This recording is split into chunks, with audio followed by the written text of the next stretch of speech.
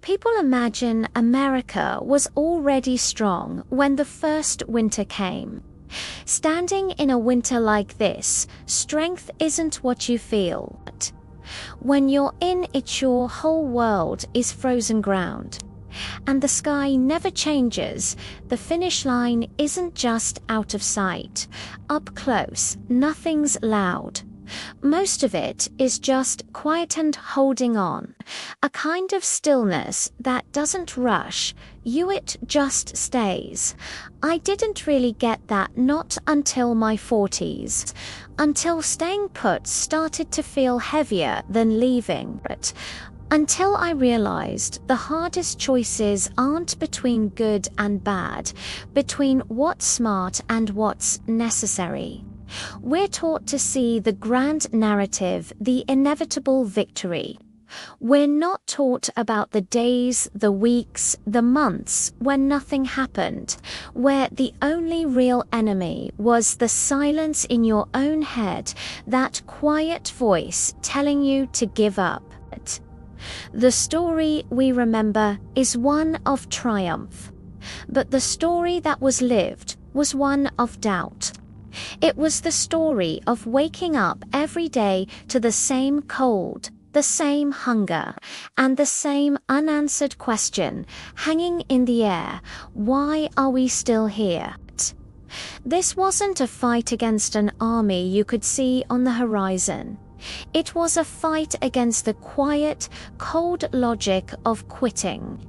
A man pulls his coat tighter around himself, not because it helps anymore, just because his hands need something to do. The cold isn't just on his skin, it's in his bones, deep settled.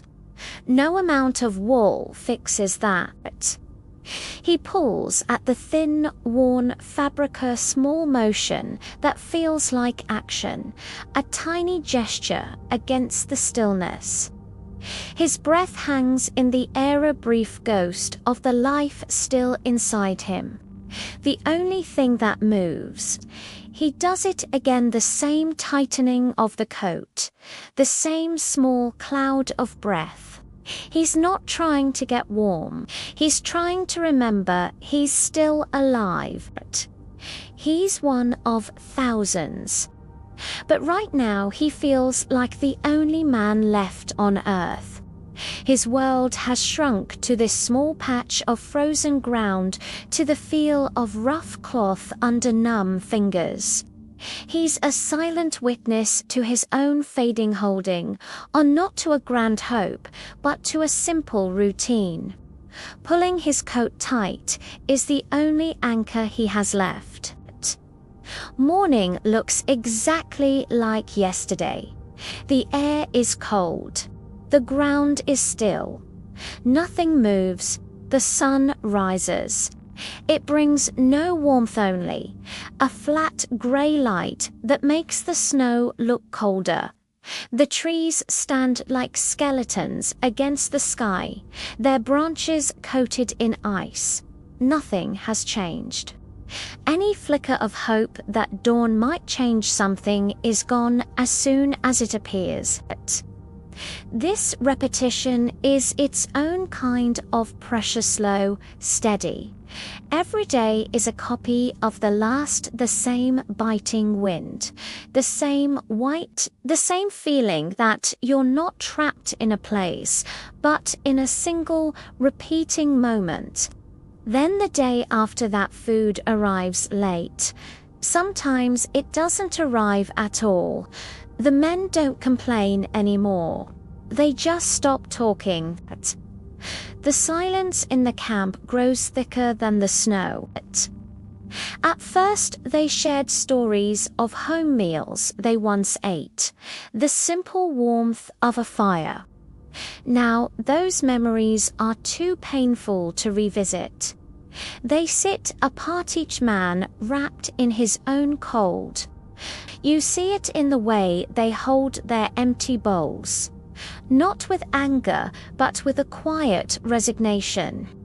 One man sits longer than the others, staring down into his empty bowl, as if waiting for something to appear. He doesn't move even as the others get up and drift away. He just sits there. The loss isn't dramatic. There are no loud cries of despair. It's a quiet erosion, slow, methodical, a stripping away of what's left. Hunger hollows you out, leaving a shell that looks like a man and feels like something else. They're losing the war not to bullets, but to emptiness. The waiting hadn't failed. Lodley had failed quietly. The promises of support, fresh supplies, reinforcements, they didn't vanish in a single dramatic moment of betrayal. They faded like ink on a letter left in the rain. An order neatly folded, left unsigned, sits on a rough wooden crate. It's a planner's strategy built on things that are no longer true. A leader stands alone, not looking for an approaching army, but for a sign. Any sign that he and his men haven't been forgotten. The wind moves across the nearly empty camp cold. Final, the real enemy was never the army across the river. It was hesitation, the belief that waiting was a strategy. Now, in the cold, they see the truth. Waiting wasn't a strategy. Waiting was the trap. Walking away makes sense. It would save strength. It would save dignity. It feels like the logical thing to do. Every instinct for self-preservation tells you to leave, to get away. To stay is to choose more hunger, more cold, more waiting for a rescue that isn't coming. Leaving isn't desertion, it's survival. A man looks toward the tree line, the start of a path leading away from the cold. His bag is half packed, a quiet sign of the debate in his mind. He doesn't imagine a warm home, a fire, a full table. He imagines the stillness of not being here, the simple absence of all this. Quitting feels smart, like taking back control. It's the one action he can take with a predictable outcome. He lives. To stay is to gamble everything on a miracle. To leave is to choose the certainty of another sunrise. He bends down, tightens a strap on his boot. He's not doing it to look ready for a march. It's not a sign of renewed commitment. He's doing it so his hands don't freeze solid. It's a small, practical motion, separate from the larger choice of staying or leaving. But his fingers clumsy with cold work, the stiff leather, an anchor. Another small ACP foof, he's still here. Still capable of doing something. His hands just need something to do. The action is imperfect, a fumbling attempt, but it's something. He presses his boot into the snow, feels the crunch, a solid sound in a world of silence. This isn't a moment of heroic resolve. It's one more small action, almost meaningless, just another in a long line. It's the quiet continuation of a single, stubborn fact. He has not left. Not yet.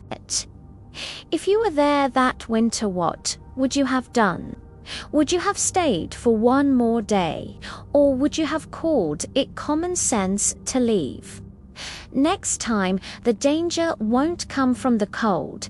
It will come from waiting too long. Episode 2. Coming soon. Thanks for watching. If this stayed with you, there's more coming.